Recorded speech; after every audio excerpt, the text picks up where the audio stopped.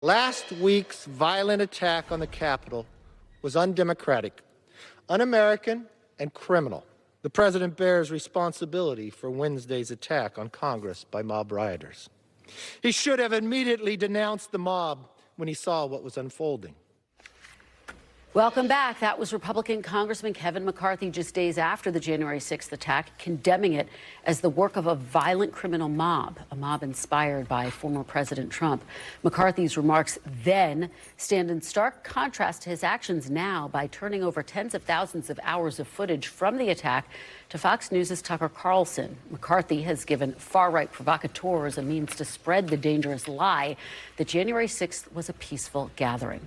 Joining me now to discuss this is Toluse Olorunnipa, White House bureau chief for the Washington Post, former New York Democratic Congressman Joe Crowley, and Sarah Chamberlain, president and CEO of the Republican Main Street Partnership. Thank you for being here.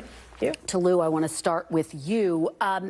This extraordinary move to give Tucker Carlson thousands of hours of footage and the way in which he characterized it was just not what happened on that day. And he left out all of the footage that showed the violent attacks. What is the danger here, both in terms of misinformation and politically for Republicans? Well, we knew this was going to happen when Speaker McCarthy decided to hand over all of this footage to Tucker Carlson, because the Fox host had been talking about January 6th in this false way for quite a long time, downplaying the risk, downplaying the threat to the democracy. And so he got all of this footage, and he had the opportunity to cherry pick it and provide more evidence for his evidence-free attacks on Democrats for focusing on January 6th. And so the danger is that this holds, and this takes hold in the American populace, and certain Americans believe that January 6th was just a peaceful protest, just people walking through the Capitol, and people believe this because he has a highly rated cable show. And so now you're seeing even the Republicans say that this is too much, that this is not what we should be doing, we should not be focusing on this, and that's where we are in this debate right now. Well, Sarah, you saw so many Republicans in the midterms make the point, we want to move on from that day. We don't want to be mired in that. We want to look forward to how we're going to address the challenges that lie ahead. I mean, doesn't this just do the opposite? It sure does. And the Republican Main Street Partnership, we live in those swing districts, and people are done. I mean, they really are done. They believe that it was criminal. We have certainly a lot of people have pleaded guilty to their crimes. I agree with the senators that it was unfortunate, but people want to address crime. They want to address inflation. They want fentanyl. I mean, there's so many other issues out there that they want to talk about, and they're done with January 6th, so we need to move on. Joe Crowley, what's your reaction been, and also to what we heard from Senate Minority Leader McConnell, who, as he often does, walked a fine line? He basically said, I agree with the Capitol Police, that he should have consulted with them first, that this is a misrepresentation of what happened on that day, and yet he did not directly criticize his counterpart in the House. No, but in fact, it is an abuse of power. There's no question about that. And I think, you know, this information was not given to Chris Wallace. It was not given to a fair arbiter. It was given to a partisan, someone who had a preordained notion as to what his views were on what took place that day. You know, a tourist day at the Capitol, where Capitol Police were actually escorting and giving people tours of the Capitol. That was not what was happening. And I do think, from a political standpoint, it's a major blunder, because it just reminds the American people again of, you know, the collusion that kind of took place here in terms of, you know, the far-right media and these extremists on Capitol, and elected officials on Capitol Hill as well. They want that to go away. Instead, it keeps coming back on them. Toluse, you have former President Trump, now a declared candidate in 2024, praising the way Tucker Carlson handled this, the release of this footage. How does that impact this moment on the campaign, where it's starting to ramp up? We're not really in the heat of it, obviously, yet. Yeah, we heard from the former president over the weekend saying, I am your retribution. He wants to be living in the past. He wants to be relitigating all of these past things that we've already moved on from as a country. And so it shows that this primary is going to be a lot about relitigating things that happened in the past, trying to soothe the president's bruised ego over January 6th, over the fact that he is associated with the attack on the Capitol that happened 2 years ago. And so the fact that Fox News is buying into this, it shows that this is going to continue to be part of our political debate for the foreseeable future. And I would agree with just about everything you said, except I don't think the country has moved on. I think some would like to move on. I think what took place that day is still an open to debate that people are talking about, unfortunately, because it really was blatant what took place that day. But people being held accountable. The president has never been held accountable for what he did. Others have not yet been held accountable. People are going to jail for sedition, for treason, and for police assault.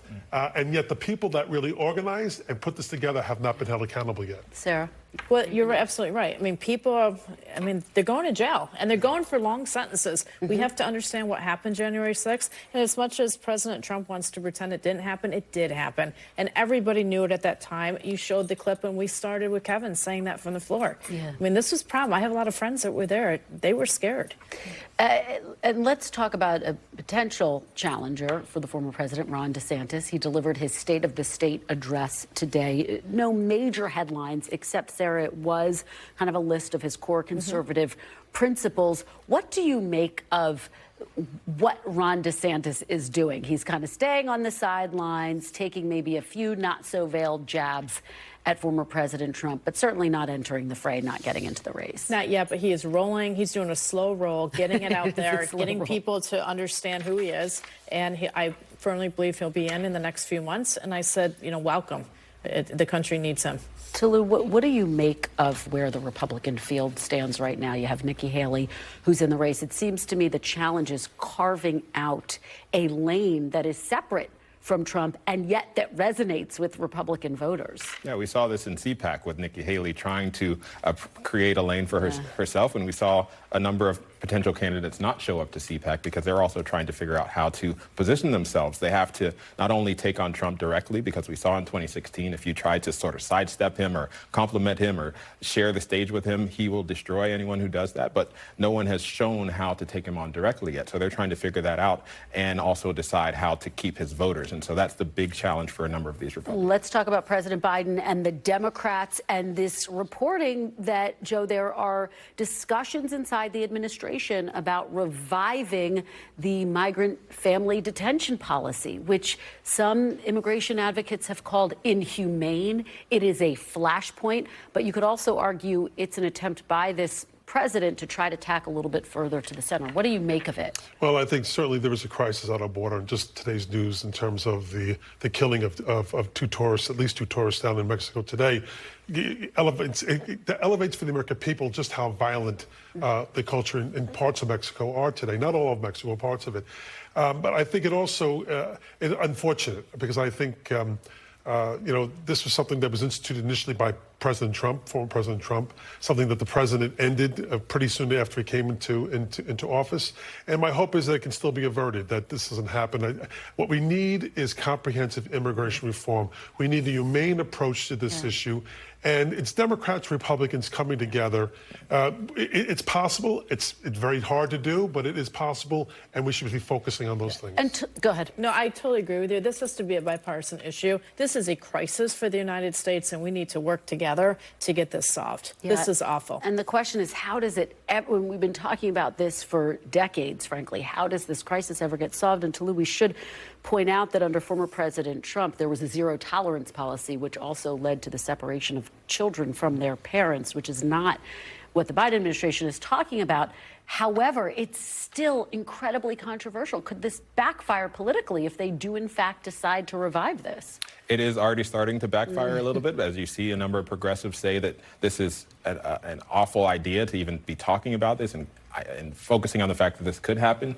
I do think that part of this from the White House could be trying to change the narrative, trying to change the argument that has been coming forward from President Biden and the rhetoric around sort of being welcoming and ending all of the Trump policies. And so even if they don't follow through with this policy, they want to show that they are going to be a little bit more tough than they have been and maybe deter people from making that difficult decision to take their families across the border, even if they don't decide to actually put people in family detention. And Joe, just very quickly, I mean, we have seen him kind of talking about core issues. Crime was another one that he's really, I think, we're expect to hear him talking more about this issue that's clearly going to be a major issue in 2024. Absolutely, and I think that's also some of the blowback you're getting from House Democrats in particular, that this recent action on the D.C. bill in terms of their crime, their amendments to their own crime laws really backfired for House Democrats who already had to take that vote.